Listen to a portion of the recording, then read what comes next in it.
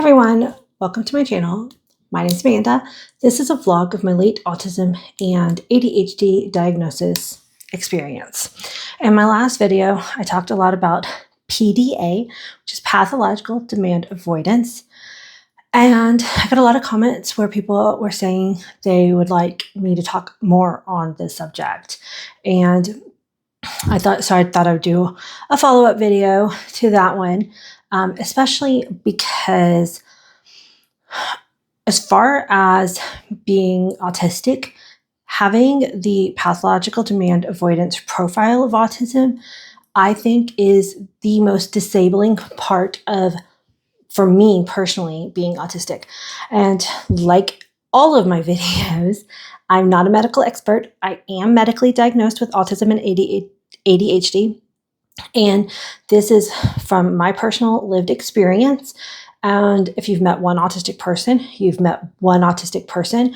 We have a lot of similarities, but we can also vary greatly in how we experience autistic traits. So first, I also want to address that somebody left a comment that many people call PDA. So in the US, it's not an official diagnosis, the PDA part, pathological demand avoidance. But it is being recognized in some other countries, and there have been comments where people would prefer it to be persistent drive for autonomy. I kind of like both. I stick with the PDA term because a lot of people are very against the word pathological, and maybe I just don't understand it the same way that they do. But I actually, in this specific case, do agree with the word pathological because it isn't a choice. My brain just takes over. It is a nervous system response. To me, the word pathological does define the experience. Persistent, I don't know. I don't know if it's a strong enough word. Drive for autonomy, yes. Like part of being PDA, pathological demand avoidant, is that absolute need for autonomy. When anybody tries to dictate what I need to do, it triggers the PDA nervous system response. And so to go into that, like I said, it is a nervous system response. So anytime the brain has a perceived demand, to other people, it may not seem like a demand, but to our nervous systems, it is a perceived demand to do something. And it triggers the amygdala of the fight, flight, fawn, or freeze response. And it can show up differently for, different autistic people, depending on what the perceived demand is. For me, it'll trigger different responses. So it's not like it always triggers the fight response. For sometimes it definitely will trigger the fawn or flee response, flight. So another aspect that I wanted to talk about for my personal experience is that before getting my diagnosis, when I was learning about how much I masked my autistic traits, my mask, for me personally, this isn't for a lot of autistic people, the PDA overrides the mask. For me, it was different. My mask, people-pleasing aspect of my mask would override the PDA response for me most of the time. And so when I did have a PDA response that got triggered, people around me would be flabbergasted because Amanda's usually so easygoing and does what everybody wants her to do. But every once in a while, something would trigger me so strongly that it would come out. Of course, I didn't have any of the language for any of this. So there was no explanations. It was just all of a sudden, Amanda was being ornery and weird, right? So now having language for it, understanding it, it's helped me as I've started unmasking, that people-pleasing aspect is like almost all gone, not 100%, but 2 years in, I'm not just automatically going into people-pleasing mode like I used to. But unfortunately, that does mean for me, my PDA has gotten stronger and stronger and stronger. And I have a video, earlier on in my channel where it was talking about how for many autistic people, after you get your diagnosis, you appear more autistic. But that's just because as you're unmasking, your autistic traits are allowed to kind of come to the surface, and you're going to appear more autistic because you're no longer masking to pretend to be neurotypical. So in this video, I wanted to talk. Somebody was asking for more, what do you do if your PDA is triggered and you have real world consequences? So for a lot of people, so I'm going to talk again about from my perspective, and I need to acknowledge that I'm actually in a very privileged space. I've been able to craft my life 44 years in to a life that mostly is very supportive of me being autistic. A lot of that is due to how my mom raised me, herself being only recently self-realized autistic. So for me, I don't have as high demands as some autistic people. And part of that is because I don't have to go to a work. I go to a job. And I'm thankful of that because back in my 20s when I did start working and I was trying, I thought, you graduate from college and you go get a job. I got married right after college, but that didn't mean that I still didn't want to work. I did want to work, but every single time I'd get a job, I'd work for a couple of months and then my PDA would get triggered, but I wasn't diagnosed at the time, so I didn't know that's what was happening. And I would burn out and end up quitting the job, and I would go find something else. And then once we decided to have kids, I became a stay-at-home mom. And that just worked for my family, but it worked for my mental health. And again, we didn't know I was autistic, but it just made the most sense.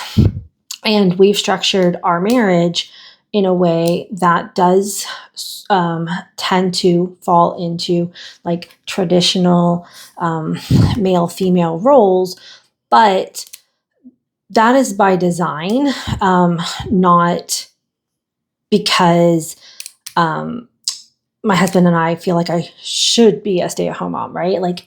It just actually is accommodating for me, and it happened that way, and I'm glad, right? So for this video, because I don't do that very often, I usually just try to talk off the cuff, but I wanted to have some concrete examples in my head of things that I do get triggered with PDA in my life and kind of how I have been working around them.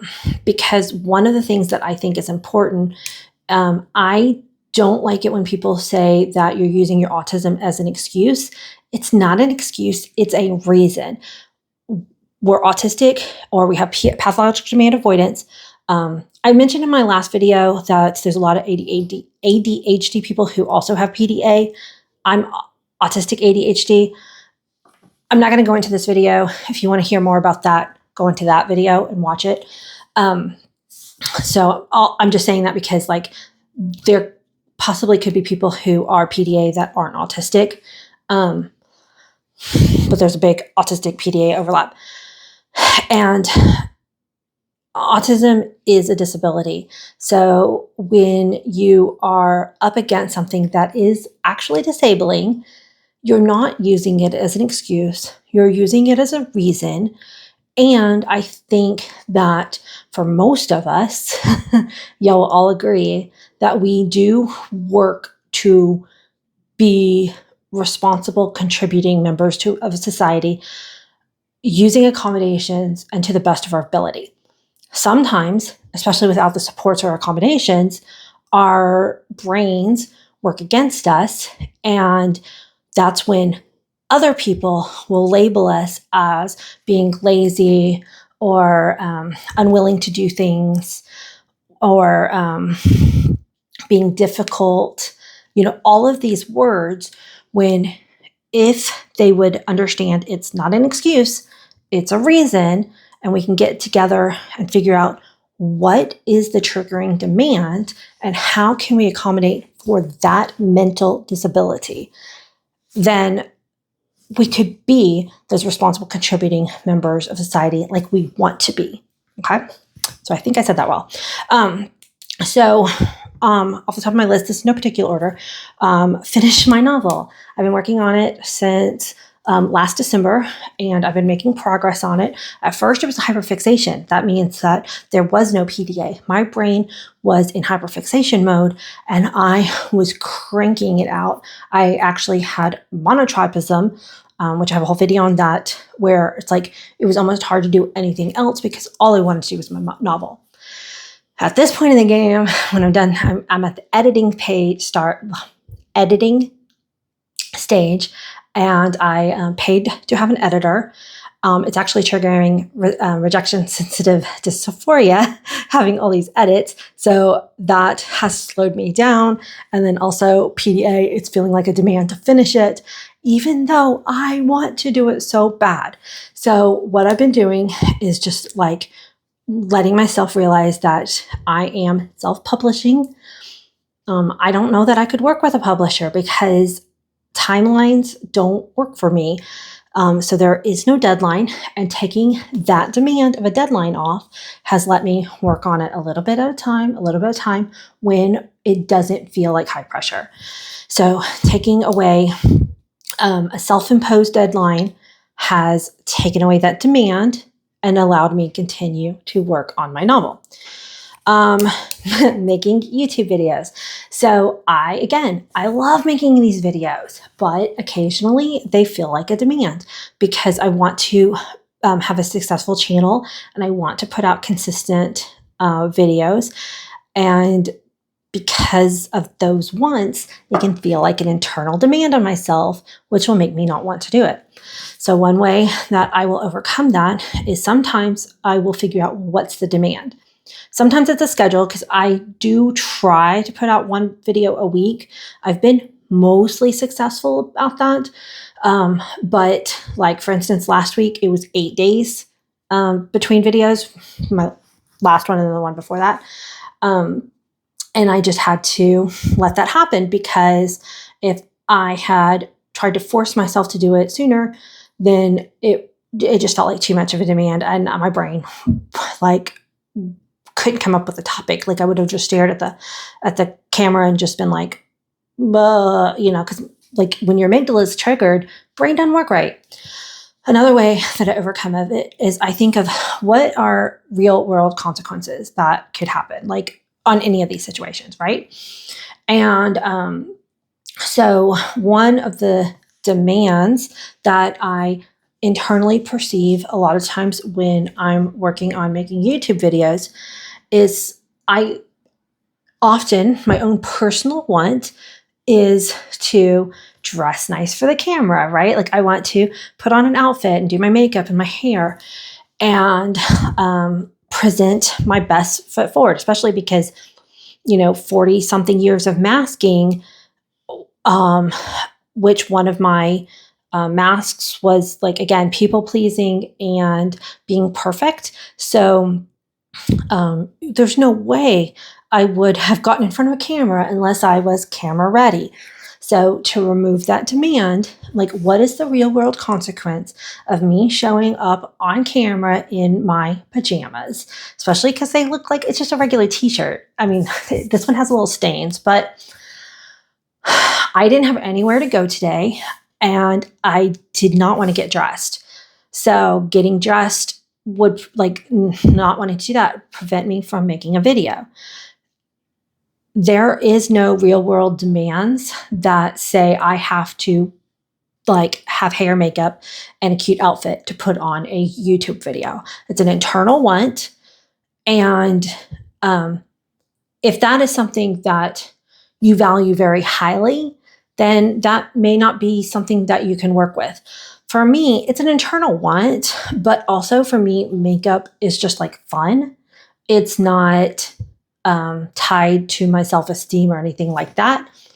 So for this video, I'm like, it's not going to happen if I have to get dressed today. It just isn't. And am I going to let that stop me? Because there is no real world consequence. And since there's no real world consequence, although you can say there is, because unfortunately in our society, people respond to thumbnails and videos where the person looks nicer. But you know what? I don't really want those kind of people necessarily watching me. So it weeds out people like that, I guess. So I did decide to at least look in the mirror before I started filming. And my makeup is also right here at my desk, which is very accessible for me. I keep it very accessible. And my face was really red. And it was today, I don't know why. It was much more red that I felt personally comfortable putting on camera. So instead of doing a full face, and like I didn't do my hair today, I didn't put on pajamas, but I did decide to powder my face, and I did put mascara on, but can't really tell. But that was all I did, and it didn't feel like too much. Like just powdering my face, put a little mascara on, made me feel comfortable enough to film. So that was one way I worked around that perceived demand. Cook dinner for my family. This one is a hard one. So again, as I pointed to, our marriage kind of follows a lot of traditional, like chore outlines. And this one is really hard because, you know, I am a feminist. My husband is like, but that feminism is about choice, not because you have to, right? And so in our marriage, I took on all the cooking responsibilities. My husband doesn't know how to cook. He never really learned. He can cook stuff in a pinch, you know, like if he has to. Like when I was on bed rest for surgery, you know, he made sure that I was fed. When I was on bed rest with my twins, he made sure I was fed. Like there are times in our life where I've been sick in bed, you know, like that he will take over because I'm not able to at the time. But for the majority of all of the situations, I'm in charge of feeding the family, and I'm totally okay with that. Again, it's sometimes PDA triggers things that we want to do. Okay. And so I want to be the provider and cook for my family. But after my diagnosis, and I don't want to go into this too long, but cooking used to be one of my special interests. And as I started unmasking, something happened that I haven't quite worked out in therapy, but I now actively hate cooking. And I think it was tied to my identity for so long as part of my mask that as I was unmasking, I also lost my identity around cooking. I'm still working on this one in therapy, but let's just put it this way. I don't like cooking anymore. And my two children have like varying degrees of ARFID, which is a food sensory struggle closely tied with autism. So that makes cooking very hard for them. So a couple of ways that I've worked around this with my PDAs, I used to do all this menu planning. I would make these big, fancy, elaborate meals. But now that I am struggling with cooking and it's triggering my PDA more often, what I've been doing is I've been ordering HelloFresh boxes for 3 meals a week. So that helps take off some of the pressure of being creative and trying to come up with fun meals. And I do that for my husband and I. And for my kids, I tend to stick to much more simple meal plan. Like we rotate between like chicken quesadillas, tacos. Like they have like a certain number of meals that are fairly simple to make because they don't like complicated things. So I'm often cooking like 2 meals a night. Sometimes it'll be 1. but I also don't cook every single night. Twice a week, usually once or twice a week. Sometimes it's just once. It's either leftovers or everybody grabs a sandwich, that kind of thing. And that works out really well. I always have people comment, you should make your teens start to learn to cook. And no. They are not interested in cooking, and they don't want to learn how to cook. They are both autistic. I will make sure that before they leave my household, which will be on a delayed timeline, that they will know how to feed themselves. Okay, people? But there are a lot of people nowadays that don't want to cook. And I'm not going to force them to do that if they don't want to. We have a lot of food struggles with them. And so it just doesn't make sense or work for our family. And if it works for your family, great. But it doesn't work for our family. And I might answer questions on this, but it's a very touchy subject because people get very, very opinionated about me teaching my kids to cook. And it's just like, makes no sense to me. My son, on the other hand, he loves to bake, and he will bake on his own. Like, they are capable. I know they will be able to. They don't want to. They don't have to right now. They are working on other skills.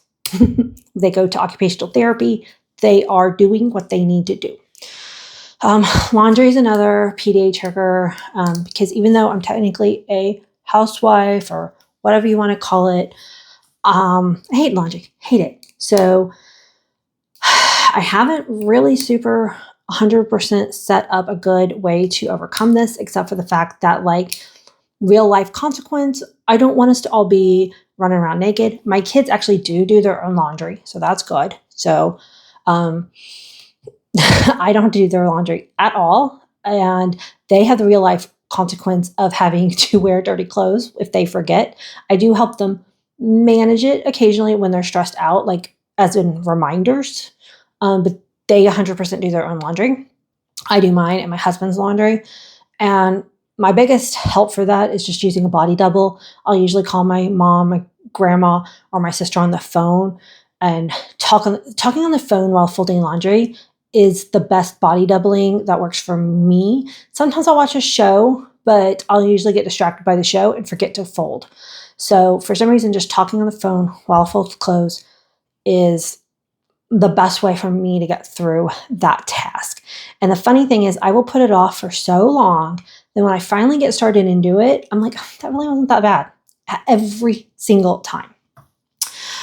Physical therapy. So as I mentioned in several videos, after my foot surgery, things have not gone well.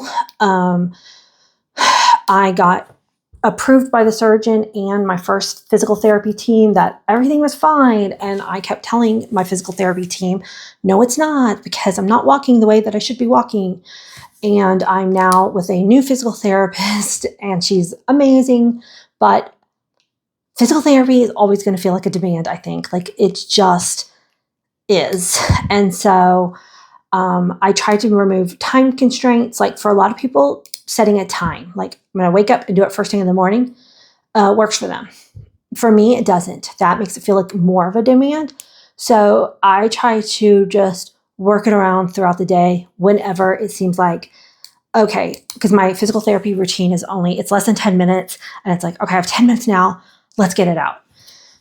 So taking away the specific time of the day helps me with that. And if I skip a day, I don't beat myself up on it, because I've learned that sometimes it just feels like too big of a mental demand, and I'll be okay even if I skip a day. That, again, my perfectionist mask from before my diagnosis would never have let me do that, and I would push through even if I wasn't feeling good or if it didn't make sense. Now I try to give myself more grace and realize that you don't have to be perfect to make progress. Same thing, like doctor's appointments. I try not to give myself a deadline. Now, it depends on what it is. Sometimes there's an immediate need, like, oh my gosh, somebody's got an ear infection. We have to do it right then. Those don't usually trigger my PDA. But if it's something that's like, I really should make an appointment about this, I will drag my feet because I hate phone calls and I hate initial paperwork. So I try to, again, give myself grace and not put a timeline around it, because that for me is one of my bigger triggers. Like, part of this is finding out where the demand feels to you. What is your brain specifically saying no to? Is it the time? Is it talking to a person on the phone? And then finding ways to get support or accommodations for whatever is triggering your brain. I'll talk about one more because this video is getting long, is showers. Before my diagnosis, I never had problems with showers because I masked through it. I dissociated. I didn't realize how miserable showers actually were for me. And then once I got my diagnosis and started unmasking, I realized that I hate going from wet to dry. I hate going from hot to cold, like the hot water to a cold room. So I put on a space heater.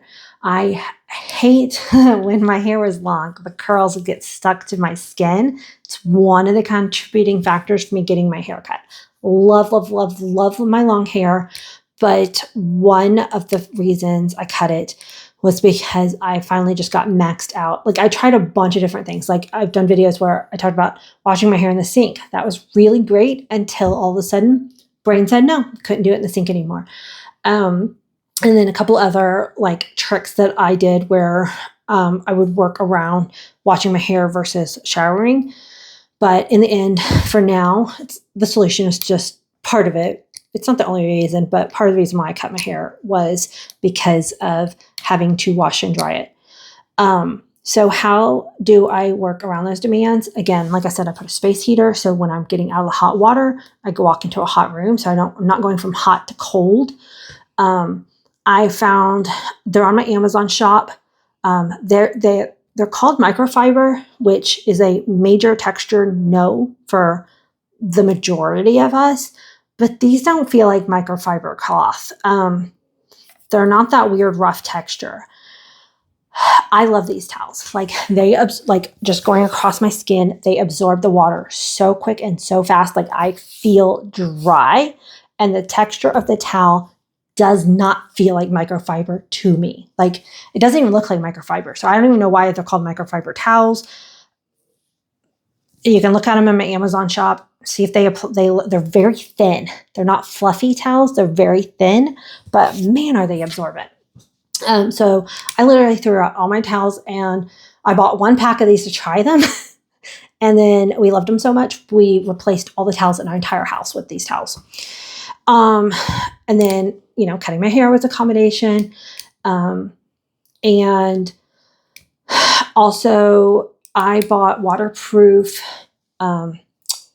earbuds because I found having a speaker in my bathroom isn't the same. I don't know why. But when I put the sound in my ear, I'm still in the room. I'm still, if I'm listening to something off a speaker, the sound is in the room. I'm still aware of the room and the way it's bouncing. But if I put in waterproof earbuds, and I will play an audiobook, Spotify, a podcast, and then now I'm in my head with the sound. And it's kind of annoying washing around them, but not too bad. And that's helped quite a bit for my showering. So the demand of the shower, what triggers it feeling like a demand to me specifically is all these sensory issues. So trying to accommodate all the sensory issues takes the demand away. For other people, it might be other things if a shower feels like a demand. So again, you have to figure out what is triggering the demand in your brain and see if you can find ways to accommodate it. I hope this video helps with a lot more specific, concrete ways of how I have actively helped myself work with my PDA brain when they come up. Again, unfortunately, I wish I could help with the broader aspect of people who have to go to a job.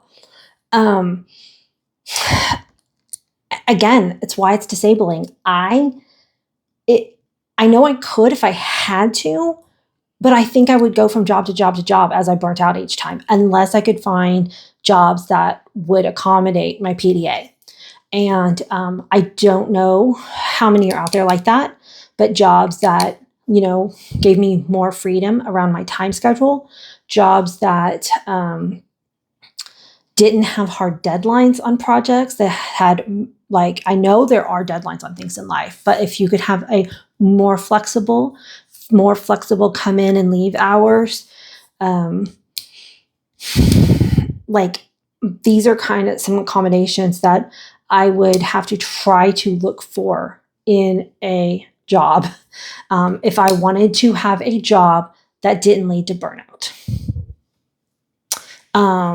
So if you have a job, some kind of job, career, whatever, and you have PDA around your job and you have found solutions, please drop them down in the comments for other people to read, because I wish I could contribute more on that subject. But like I said, I luckily have been able to create my life without having that particular demand in it,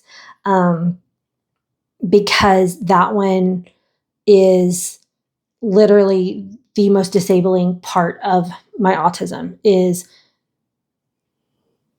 finding a job that won't burn me out. And it's not that I don't have responsibilities, but that one in particular, and in our society, is a big one. So I wish I had more to say on that.